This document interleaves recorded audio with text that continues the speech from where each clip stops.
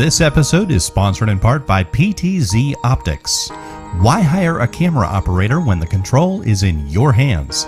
Visit PTZOptics.com for more information. And by NewTek, makers of the TriCaster TC1. Stun your viewers, not your accountant. Visit newtek.com for more information. Hello and good morning. I'm Julia Sherwin with PTZOptics. We're here with you live for our monthly Salt Talk show, joined by my co-host, Stephen Haywood. How are you, Stephen? I'm doing well, Julia. How are you doing? I'm doing great. How was your Thanksgiving? Probably like everyone else's. It was a hurricane whirlwind, busy family experience, especially after last year. Not getting together like we normally would. How about you? It was wonderful. Lots of relaxation, and you're right. We peopled, as we like to say. We were able to people this year, which was great.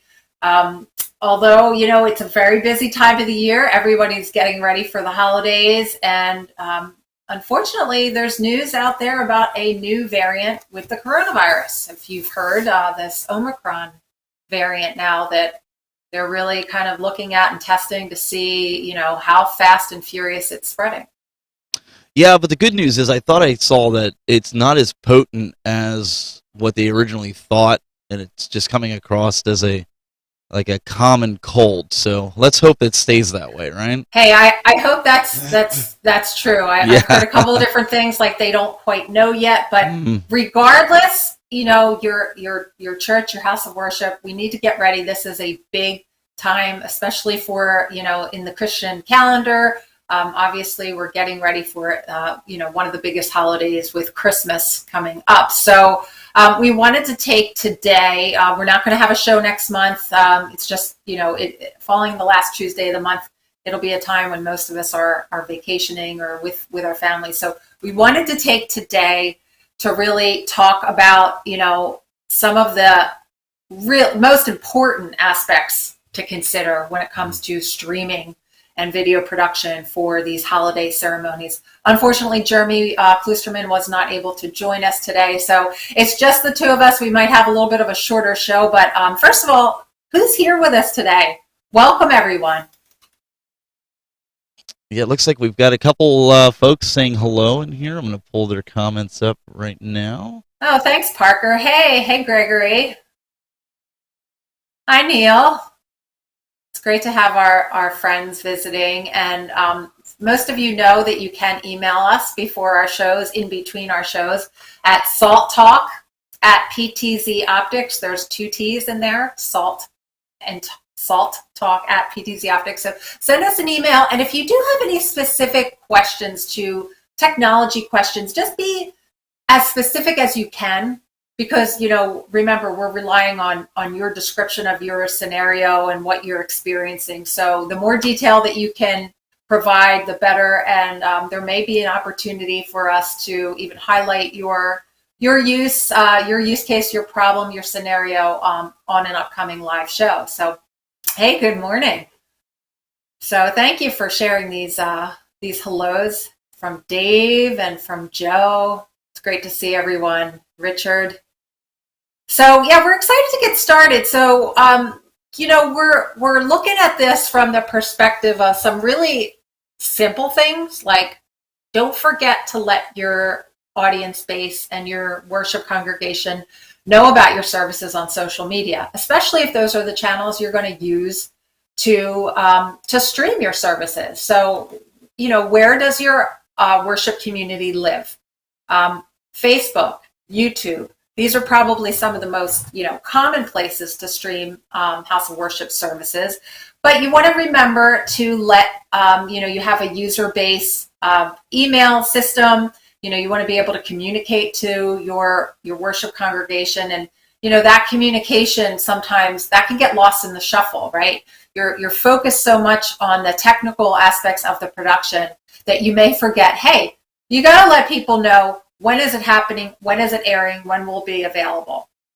Yeah, that's what I wanted to. That's what I wanted to ask you. You do a lot with social media and marketing, and I think a lot of houses of worship, especially me, like I don't do a lot, I know enough about marketing and stuff to be dangerous, but what would you suggest where, people to do this on a frequency level without being a burden to their congregants or potential congregants, online congregants, for announcing like an upcoming show, and when I mean show, like a children's play, a pageant, whatever, or even a service. What would you suggest the frequency should be to where it's not a bother? I mean, they shouldn't be blasting them like every day, do you think, right? Well, I guess it really depends. You've got a couple of different ways to do it. You've got your typical email channels. Today, a lot of people like to receive SMS and text messages. So I guess, a lot of that would determine, maybe looking at your congregation during a non-busy time of the year, sending out a little questionnaire and saying, how do you prefer to be contacted? And that may be a great start. And then if you don't have somebody on your worship staff to be able to handle this, maybe you have a dedicated volunteer, some central person who is consistently posting to specific social media channels. Now, for instance, some houses of worship go away and they use like tools like Twitter. I mean, Twitter is one of the ones that, you can post on that multiple times a day. Facebook, probably no more than twice a day. LinkedIn, twice a week, something like that. But really, the first question to answer is where do your viewers and where do your worship community, where do they live? Where do they consume their information? Many older folks, might be just as happy with receiving an email. Some may even be as, low tech as, getting information another way, right? Like you might want a little postcard mailer. So it really just depends on your community, I think. But certainly social media is becoming more widely adopted, and having that 1-2 punch between an email, letting them know about the service, and then hey, a little reminder on social media never hurts. Do you think abandoning the old school mentality of flyers and posting them locally in your community, is that something that people should be doing, including that in their outreach? I don't see why you wouldn't do that, depending on whether or not it's cost prohibitive. If you can do something that, looks nice and you just run it out on a printer and, for instance, like, you have your community tree lightings and things like that. Well, it would be, somebody got put in Twitter timeout 3 times in the past week. Hey, it's okay, It happens. So, I would say, again, it really just depends on your community. Every community is a little bit different, and we see these postcards, even in my local Dairy Queen, I see, postcards for babysitters and things like that. Why not, put it out in places like that? Well, it's definitely something, we still do that. We still do flyers. In fact, we had every year traditionally, we do what's called a Nerf War, the day after Thanksgiving on Black Friday, because a lot of times parents want to do some Christmas shopping, right? And so we'll do that, and then the youth have a lock-in right afterwards. So we've done the social media blasts, we've done flyers and things like that, and it usually is a big success. So I like those suggestions. I think that adopting the old way with the new way, as long as you don't get put in Twitter timeout like USS Rover there, I think you're good, right? Yeah, and again, it's about what you're thinking about. Like when you're at work and you're on your computer at work, or you might not necessarily be thinking about worship. So, it might be Facebook in the evening when you're looking through your Facebook feed and you're looking at the pictures of the cats out there and to see, what your friends are doing, where they got their best shopping deals. Then, that makes sense. Is there an easy way to manage social media? Because I know a lot of people aren't very savvy with social media. Is there like an aggregator of some sort where they could go in and just like write up one post and have it distribute? What would you recommend? Yes. So we've used a couple of different ones here. There's one that's pretty popular and works well and gives you some analytics behind it. It's called Hootsuite, and that's HOOT Suite. And that works. All of these tools out there, they're sort of like your free or your very like basic versions up to higher level, depending on what you want the tool to do. But yep, you pulled it up right there. So that is very convenient. As you can see, they're offering a free 30-day trial there. But what's nice about that is you can see everything on one screen. If you're going to consistently be posting to Facebook and LinkedIn and Twitter, you've got it all right there. Some people are out there on Instagram. Instagram is one of the social media channels that's really for the pretty pictures. So, if you have like a really great, Instagram account where you're just getting these amazing shots of the different aspects of your church, especially, around the holidays, if you want to just like really bring engagement that way. And that's a way to reach your younger communities too. Well, I think that's a good tip for everybody, because not everybody has the time to sit and go on each and every social media platform. I know I don't have time to do that, and put out specific information. So having that ability is pretty key, right? Yeah, but at the end of the day, you want to make sure that your congregation knows, hey, if you are not feeling well and you can't make this service, it will either be streamed live at the normal time of the service, or you will be able to, review it afterward. You watch it later. It will be on the church's YouTube channel. So just being consistent with that communication, just like we do with you guys for Salt Talk. So hey, I missed the Salt Talk today, but I can always go back and queue up that playlist very easily. Awesome. These are awesome tips. I see a lot of the guys in the chat room are agreeing with that. So.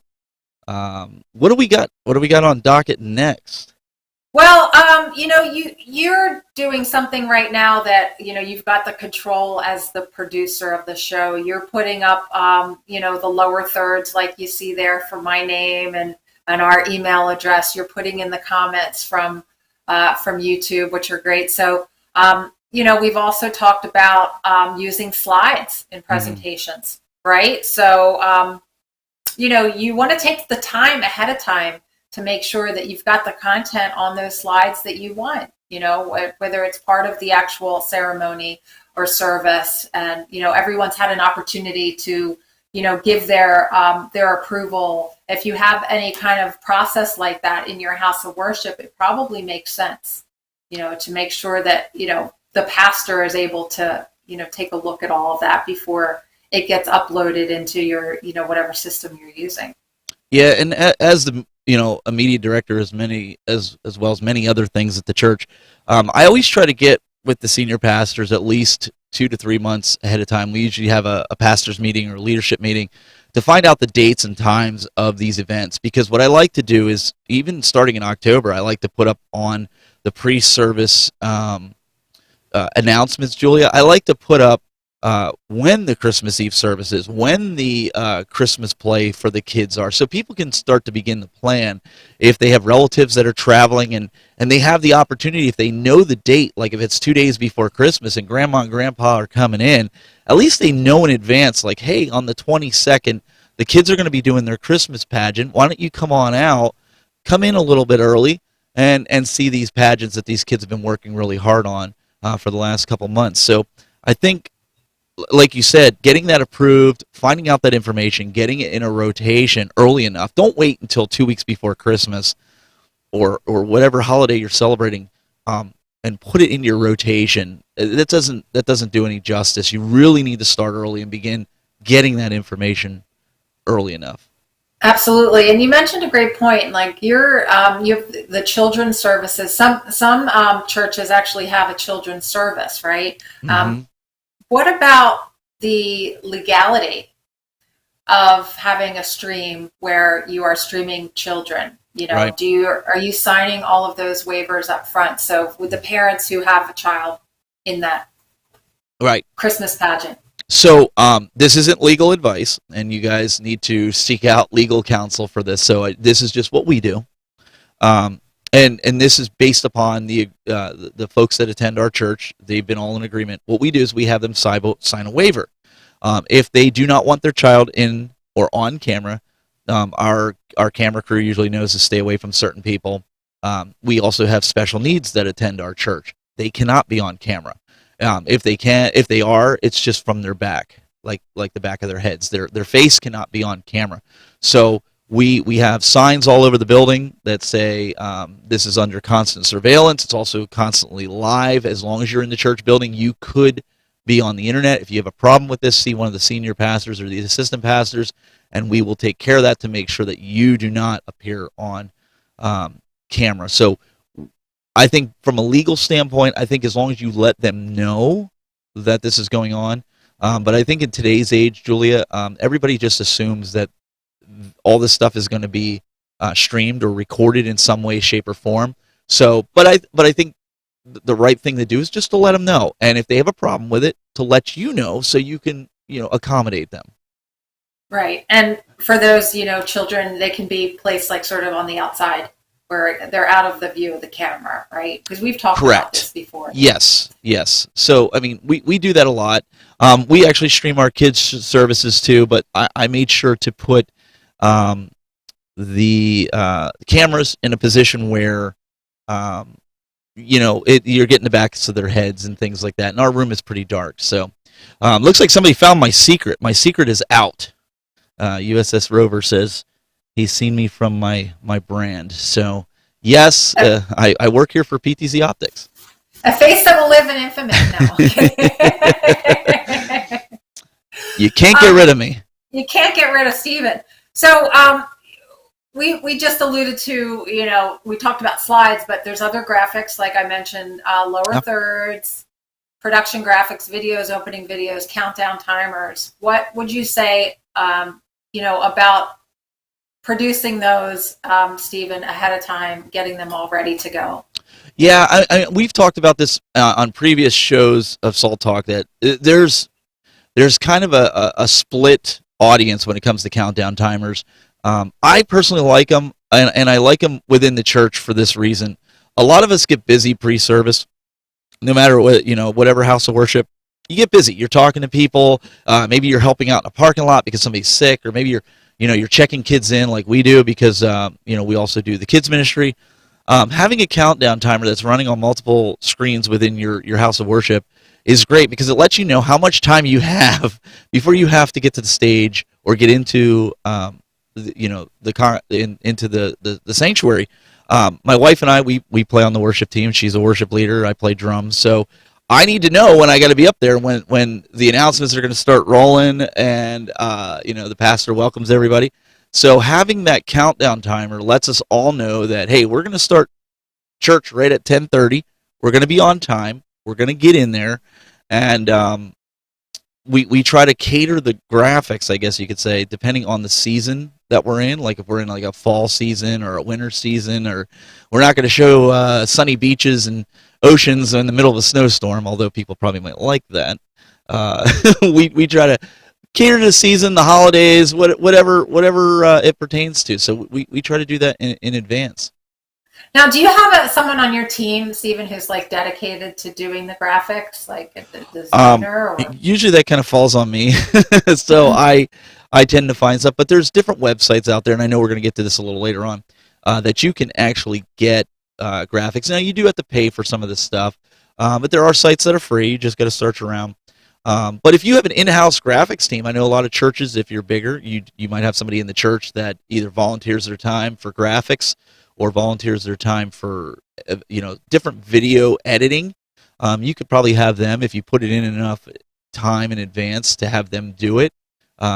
So fortunately, I know enough to be dangerous about some of this stuff, so I end up doing it for us.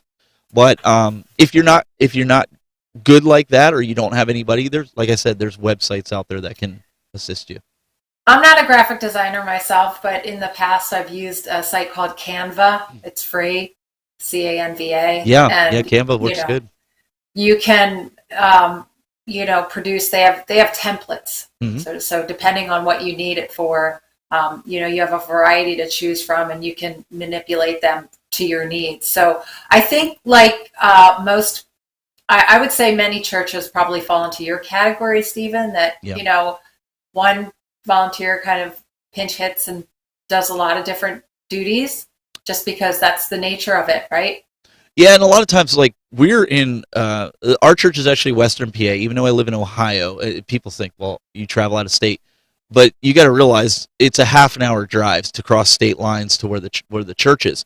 So we live in a very rural area where people and technology don't mix. There's still people out here, Julia, that have dial-up.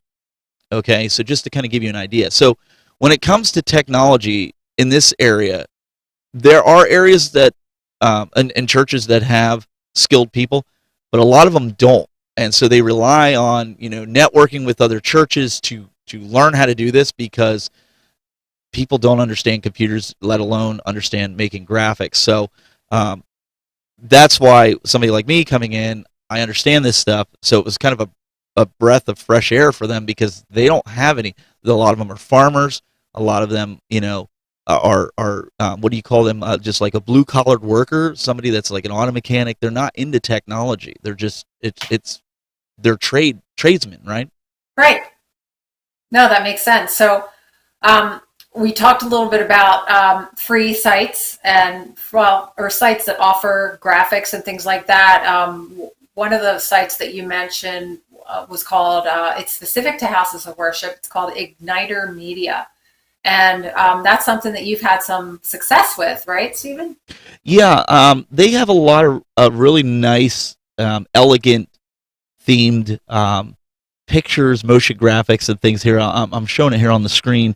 It is something that you do have to pay for, but just like any site, there are a lot of the things that you can get for free. They do have some free stuff. But what I like about this is, if you know it like me, you know enough about Photoshop to be dangerous, or After Effects, or even PowerPoint, you can get the source files, and as you can see here, this is why they're called source files. You can go in and edit colors and schemes and even backgrounds, if you're familiar with Photoshop and how that works, to alter this to kind of make it your own. Like, let's say you shot a picture of the night sky and you want to put that behind it rather than the stock photo.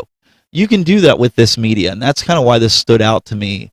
Or maybe, Julia, maybe you don't like the colors that they did here, the red, the white, and the yellow. Maybe you want to make it all gold or all silver, or green even.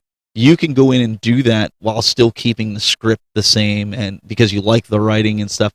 So they really give you a lot of versatility, and honestly, the price is not bad, especially since you're using it all the time. Now, they're not paying us to say any of this. We are not endorsing these guys. It's just something that I've used in the past, and it's been very, very simple for me to use. And so that's why I'm kind of passing it along to you guys as a starting point.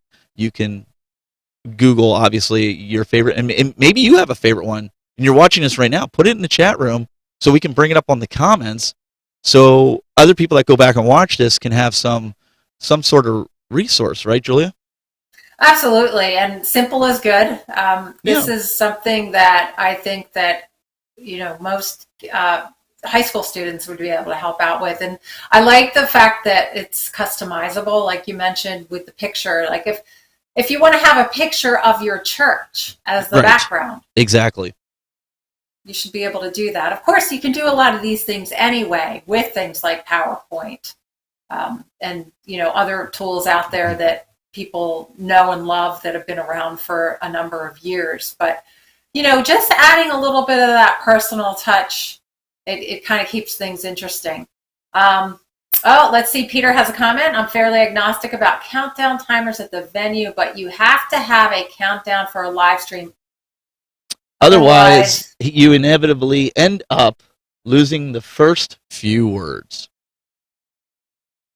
I agree with that. I see. That's why I'm a big proprietor of the countdown timer. I know, like in the pre-recorded, Julia, I know we edit that out.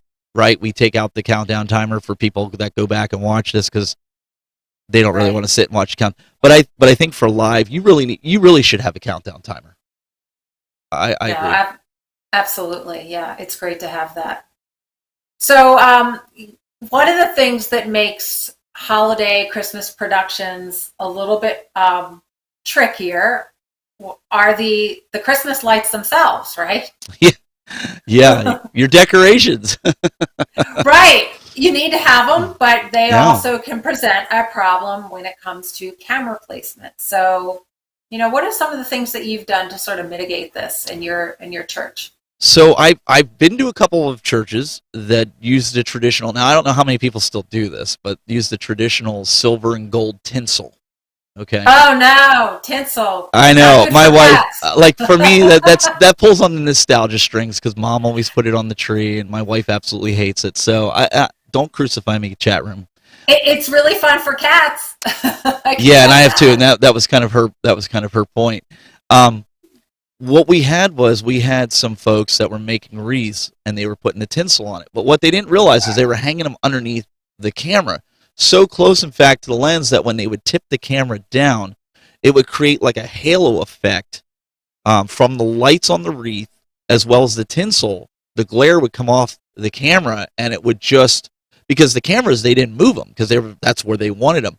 They didn't take into account that if they just moved the wreath down like 6 or 8 inches, they wouldn't have had that problem. So one of the things that I suggest to folks is anytime you're putting up any kind of decoration for a holiday inside your church or house of worship where your cameras are normally located, it's best to always think about how that's going to affect your camera, whether it's going to get in the way of it tipping down.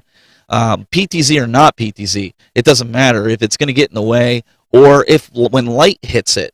Julia, most people put lights and wreaths, and if it's reflecting off a tinsel and it's glaring off your lens, you're going to run into what's called lens flares, and then it's going to affect the quality of your picture that's going out there. So I always tell folks, be careful what you're putting on the stage. Like, don't put these big tinsel balls up there on your stage and wonder why you got this big light ball on the stage, because that can affect it.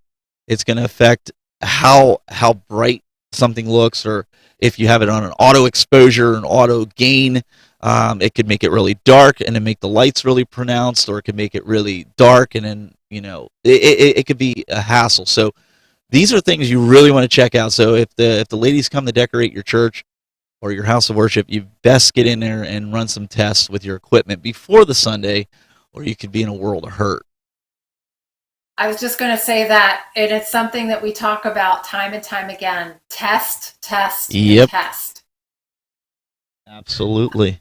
Oh, look what happened to Mark. He said, we had an entire background of tinsel once and it killed us. Never again. Listen, I like the way tinsel looks, but again, people don't, and this isn't a slam. Please, nobody take this as a slam. You don't think past the, wow, that looks really nice, to how the camera is going to respond to it. And so that's why we're doing a show like this, because we want you to understand what the potential hazards are. Oh, wow. Marsh Corner Community Church says that they've had to use manual focus on their PTZOptics camera, otherwise it can't focus because of the lights. Yep, because and he goes on to say, and I know it's on YouTube because it doesn't pull the whole thing in, otherwise it can't hold the focus because of the lights and the decorations on the back. That's exactly what we're saying on the back of the stage.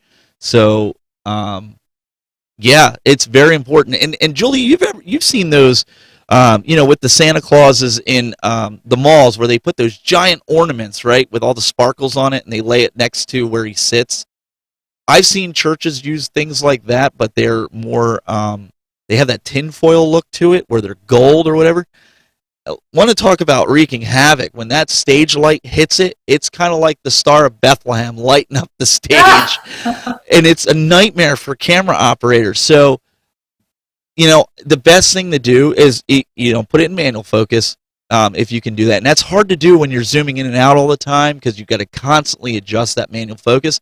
The best thing to do is honestly talk to the decoration committee and say, look, this is really going to mess with our camera and how our production looks.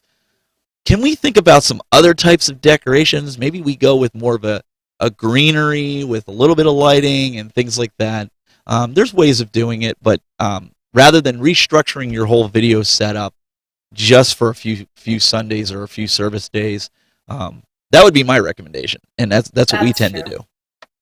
What have you found to be really effective? Like if you have a couple of trees with some like kind of muted white lights? believe it or not, we tend to we do put a Christmas tree up in our sanctuary, but it's on the floor and it's off to the left. Usually sits in front of our percussionist, and the reason for that is because then it doesn't affect any of the cameras. It still decorates the sanctuary, but it doesn't it doesn't do any kind of harm to the cameras. The other thing we like to do is we take poinsettias and we'll put them around the front of the pulpit. And then right where the stairs are, like we have 2 steps to get up onto the stage. At the top of that, we'll put it's like a green garland pine strand with some lights on that are battery operated. We'll put them there again out of camera shot, but it still decorates the sanctuary. And we leave everything on the back wall. We don't put any Christmas lights, any kind of holiday light, anything up there, because of that very thing, just to prevent any sort of changes to the camera. And you could do this. We'll put wreaths on the walls because, again, it's not affecting the cameras. So there's ways of decorating your sanctuary without having it interfere with your video. Yeah, for sure. But take some planning, take some time, Yes. and you got to be careful not to offend anyone on your decorating committee, right? Oh, yes. Yeah, because everybody's volunteering to do this, right? They're not Right. just coming out here. And so be courteous and just explain to them the situation. And a lot of them, they'll make it work. What about for those camera operators who are operating, they're on the fly, so they're depending on what, I know you like to use a TriCaster, what would you recommend for, adjusting the focus on, specifically, because we know PTZOptics cameras, so we're talking about PTZOptics cameras. Right. So with the PTZOptics cameras, the easiest way, like at our church, we have the G3 joystick. And so we use that to adjust the focus. And sometimes what we have to do is we have another gentleman up there. We'll actually pull open PTZOptics iPhone app, and he can zoom them in while somebody else is zooming another camera in using the controller, and so get that kind of focused. It just takes a little bit more time to do it, but honestly, the easiest way to do it when you're doing with manual focus is using a PTZ joystick. It really is, because you could just select the camera, adjust the focus, and move on to the next camera. That's probably the most simple. The harder way to do it would be using the remote control. Right. Yeah, especially when you have multiple cameras like that. So that's the easiest way to do that. And we've got multiple joysticks to solve that problem. We've got another comment. Early 2000s, set up a 4-camera system for the church I was a member of for overflow. All wireless cameras for TV in basement. Wow. Then you get into a whole new set of problems when you start dealing with wireless. If you're using the Wi-Fi wireless, because that can, right. These old church buildings. I had to do a consultation with a church. It had to have been built in the 1800s, early 1800s, and has the giant stained glass windows, and the walls is like 3 feet thick, and they're trying to transmit wireless signals, and it's just not happening. And it's a beautiful building. It really is. It's just the fact that wireless wasn't meant to go through 2 feet thick, walls. It just you unfortunately you got to think hardwired if you want reliability. That's when we talk about NDI. Exactly. Hardwire that with Ethernet, run it through your ceiling, run it around, even if you have to see it, run it on the floor, whatever you got to do. But those older buildings, man, they're tough for doing wireless. I'm just not going to lie. Yeah, I mean, we've had that experience with some of our case studies and installations. They're incredibly gorgeous buildings, and you have two different things happening. You have the actual physical limitations because of the way the building's built, but then do you really want to run cables in a space like that? Well, exactly, and then you got to worry about if you're running them on the floor. You don't want somebody that's elderly with a walker or a wheelchair or something along those lines, or a little kid tripping over the wire. So there's a lot of planning involved in that. So absolutely. Any other words of wisdom that you would have for getting ready for the holiday streams? Maybe even considering some pre-recordings just in case your live stream goes south. I mean, is that a good backup? I think that always, we mentioned this earlier about testing, but I think that you just got to let the chips fall where they may. If you lose internet connectivity during a Christmas Eve service or a holiday service, whatever you're doing, just keep the cameras rolling, keep everything recorded as if you're still live, and if you have that ability to where you can troubleshoot the internet while the person's still running it, you still have that recording. You still have it. You can write it in the Facebook or YouTube or wherever you're at, and you can let people know that, hey, unfortunately, we don't have control over Comcast or Spectrum or whoever you have. They're unfortunately down. So we will have this service available to you right after it's over. It'll be uploaded. You can watch it here. I mean, honestly, you're in the middle of it. You can't stop it. And so you just got to continue on as if you're live. And some things are just out of your control. So you really you just got to do your due diligence. But I would also go back to what I said earlier about, don't wait till the last minute. Talk to your committees that are decorating. Most of them start decorating either the Friday after Thanksgiving or after the first Sunday of the month. They'll start decorating for your holiday or Christmas, and they want to get that going. So at least they have an idea where they can go and where they can't, and be courteous about it. Talk to the senior pastor, talk to those in charge, and make sure they're okay and on board. So that way you can go to them and say, hey, I talked with Pastor so-and-so, and he says, he's behind us, and this is the reason we can't put him on the stage back here. It's going to affect the cameras, and we want to have the best possible video experience. If you do a candlelight service, candles being in it. I mean, there's all these different things. So it's best to plan and prepare. Finally, we should probably talk about this before we end today, the audio side of things. We've talked about this in our other shows, Stephen. But again, you've got choirs and you've got specific music. You've got different things happening for these types of worship services. Yeah, you have, because of plays and different things that are going on. These are services that are out of the ordinary, right? You're not necessarily set up for doing stuff. And I've seen houses of worship in churches where they'll take a wireless mic or two, they'll put them out on the floor, they'll crank up the gains on them, and expect to catch all the audio from the stage of the children performing, or if there's adults in it too. I don't want to leave them out because I know sometimes adults are in it, but that's not really the right way to do it. You really need to think about, and again, back to the planning, you really need to think about planning, maybe renting some over-the-ear headsets, lapel mics, things like that. You can rent those very, very cheaply. And if you're doing, as Julia said about a choir, say there's a few songs inside of your play, or if it's just even a choir song that they're going to do, make sure you have the adequate mics that you can hear everybody clearly, not just in the front of the building, but in the very back of the building, because as we know, these holiday services tend to bring out a lot of people, and so we just don't want the front half of the congregation to hear it and not the back half. So that's going to be planning on whoever the media director is. These are things that I think about too, going into that. If you're just having one person speak in a play and he's walking over, a lot of times what we can do, especially this year, I'm one of the main characters and I'm going back and forth with a puppet. I will have a handheld mic, or I'll use an over-the-ear mic. Depending if I'm talking to other people, I'll probably use a handheld mic, because what I'll do is I'll do it interview style, where I'll put it in front of the person's face as they're talking, pull it back to me, go back to them, kind of back and forth. I'm used to doing that because I've interviewed people, out on the road.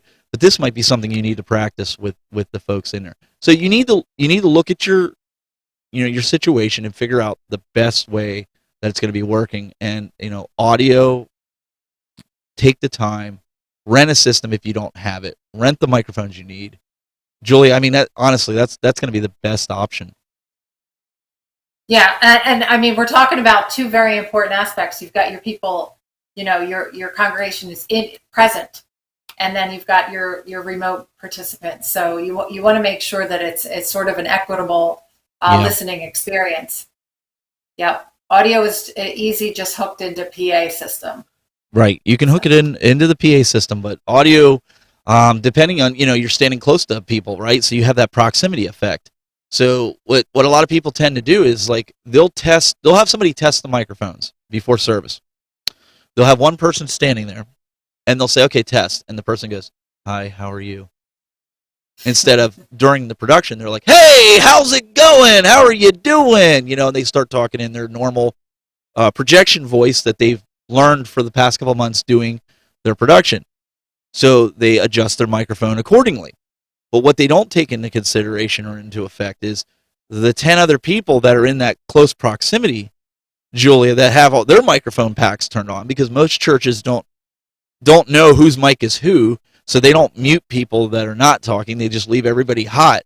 And what happens is you tend to run into feedback, because now all the microphones for the soft speaking folks are really, really hot because they have to crank them up so you could hear them.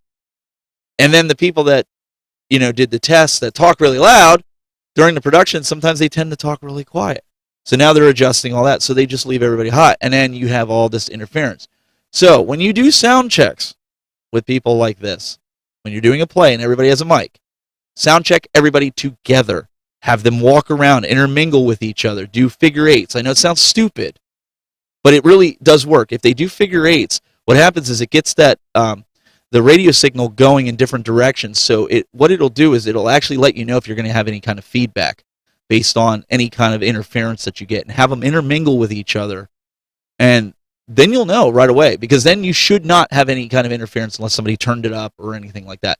But those are different tips and tricks that you can do. But it drives me nuts when I see somebody do a sound check with one person on a microphone, even though you got 15 other people that are all mic'd up. That's just a recipe for disaster, in my opinion. Explain figure eights a little bit more.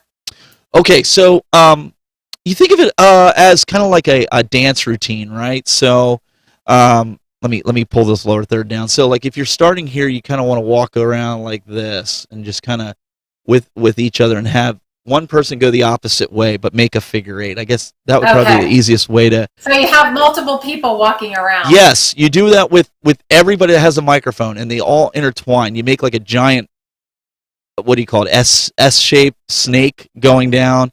I learn something new every time I talk to you, Stephen. Well, there might be a proper term for that, but that's what I call it. I call it figure eights. And most of my folks know what that means. But we get in a line, and then I have them just do figure eights. And, it really does. Because sometimes if you have a wireless system and you stand in front of something, you can get interference because the signal comes back and bounces. But if they're walking amongst each other, the transmitters, it'll let you know if somebody needs to be on a different channel. It's kind of like when you stick your cell phone next to an old speaker or old computer monitor, and when somebody tries to send you a text message, you hear that, yes. Right? You know what I'm talking Yes. about? So the further away you pull it, it goes away. So the same thing is true when it comes to audio equipment. So you can balance the audio by having these people do these different regiments, figure eights we'll call them, and it'll help you know if somebody's too hot, because you'll get interference, you'll get feedback. Because if you take two microphones and you put them next to each other, you're going to get feedback. So these are ways that you can do it, because especially if it's a play, people are going to be constantly moving around. They're not standing in one spot. It's a play. They're going to be moving around. Now, if they're choirs and they're singing, turn all the microphones on, have them stand where they're going to stand, and have them sing. And tell them, sing as if you were going to sing for the production. And if you've been around their practices, you know when somebody's not singing out or talking out. So, I don't know. That's just my 2 cents on the whole thing. I'm sure some people are watching and they're thinking, I need to have a huge call for volunteers for 2022, because, when you think about it, it can be overwhelming for people just starting out. You've got audio, you've got video. They need to work in concert, but they each have their own situations to kind of like troubleshoot, so to speak. Well, it is, and a lot of times you're working with people that aren't in the space. They don't understand, and you have to be patient with them. And I'm pretty patient with the folks that I work with. And what I try to do is just educate, right? I think that's the biggest thing that you can do, because when you call for volunteers, especially coming up on the new year, the first thing they're going to say is, I'm not computer savvy. And what I would throw back at them is, well, we have a lady that's in her 70s that she runs our TriCaster, she runs our cameras, she runs our our Pro Presenter, and yeah, she might have it all written down in a notebook, how to start it, how to shut it down, how to do this, how to make changes, but she runs it as good as anybody else. And I love it was the willingness to learn. So we taught her, and she teaches some of the young teenagers that come up. She sits and watches them, making sure. And now it's muscle memory for her, but sometimes she does have to go back and just refresh herself. So I think the biggest thing that you can do in 2022, if you're trying to get volunteers involved, is explain to them, we're not going to throw you into the water to drown. We are going to be there to help you. We have people that are trained. They're going to be by your side. If you think this is something you want to do, give it a try for a month and see how you like it. And you'll be surprised at how much that goes a long way, and how much you can teach somebody how to do this. I've taken pride in telling people that I can train church volunteers in 10 minutes how to do anything. As long as it's set up, you can teach them in 10 minutes as long as they're willing to learn. Yeah, and what a sense of accomplishment that must be. I mean, to be able to take on that role, and you're right. Then that person can teach someone else, and then it continues down for you to continue with that robust volunteer experience. That's the mentality we go with. We always say, like, you train your replacement, because you don't know if you're going to be moving on to other things. There might be other areas that you have interest in. You always want to train somebody as if you're training a replacement, and that's the mentality we take there. Even the guy that I train that kind of runs everything now, like, he only brings me in if there's major issues or there's major decisions that need to be made on, or if there's equipment upgrades. I go in and do all the equipment upgrades, make sure everything's right. I teach him, then he teaches everybody else, and that's how it should be. Run like a well-oiled machine, because I tell him, like, this is the way I would do it. If you find a better way to do it and it's more effective and efficient, do it that way, and then train your volunteers to do it. The main thing is that you and the volunteers are doing it the exact same way. But I'm going to tell you how I do it, and I think you need to have that open mind, because they might find a better way to do it. But you need to keep that cycle going. You should not be the only person training everybody. They need to be trained and worked with by the people that they're working with on a daily basis. Oh, absolutely, and no, that makes a lot of sense, having that well-oiled process.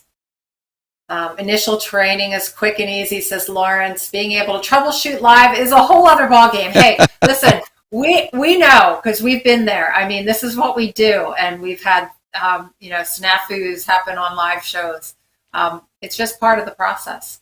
Yeah, I've done shows where, fortunately, and that's why I always say to people, it's great to have a show when you have a co-host, because, especially two co-hosts, right away people are like, well, I want to be the center of attention. It's like, no, if you're producing the show, you need to have two other people on that panel with you, because if something happens, and Julia will tell you, there's times where I'm working on things in the background that broke that you guys never seen happen, that I've fixed and made it work, and it just goes. There's been shows where I had a guest that had a spotty internet connection. He dropped out every 2 minutes. I could have probably clocked it. And he would come back and nobody knew he dropped the whole show. Because in the background, I'm getting him back up. I'm typing to him like, this is what we're talking about, so he could jump back in. If I cut off of him, he would drop. I'd get him back up. We all knew this was going on. So I 100% agree with that. It's a whole new ballgame. Well, you're a true professional, Stephen, and I know so many of our audience has learned from you. So again, keep your questions coming. If you have any specific sales questions, partners@PTZOptics.com. If you're interested in, seeing a demo of any of our joysticks or cameras, you can certainly reach out to our team there. And for any questions for upcoming shows, Salt Talk at PTZOptics. Stephen, do we have any other lingering comments out there that we'd like to, or questions we'd like to address before we adjourn? I think we've pretty much covered most of our material for today. Yeah, I'm not seeing any comments coming in, but guys, if there's certain things that you want us to cover on this show, also send us an email at the Salt Talk email address, because if there's certain companies that you're interested in and how they work in the church space or the house of worship space, we're happy in 2022. We'd like to get them on. But there is a show coming up for PTZ Optics this Thursday. Matt Davis is going to be the special guest with Tess Protesto talking about the new SuperJoy firmware as well as NDI Bridge. And I got to tell you, Julia, playing with NDI Bridge, it's a game changer. Matt and I have been doing that, and I'm pretty impressed with where NDI is taking that. So if you guys are interested in NDI and you're interested in the new firmware that's on this our SuperJoy, you definitely want to tune in. I believe it's at 2 p.m. Eastern on Thursday.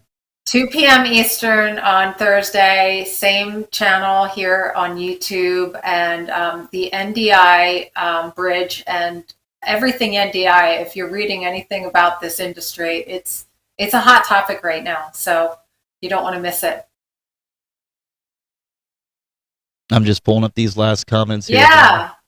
We thank you so much for your comments today. No, it's great. This was a lot of fun. This was great fun, and I'm looking forward to resuming our Salt Talk again in January. So we won't be with you. I don't even know what the last Tuesday of December is off the top of my head right now, Stephen, but I imagine I don't know either. It's somewhere between Christmas and New Year's. I can pretty much tell you that. So we will not be with you in December, but keep your comments and your questions rolling to this email address. And thanks again for being with us. Happy Christmas, Merry Christmas, Happy Holidays, whatever you are celebrating this season. We are right here with you and look forward to hearing from you.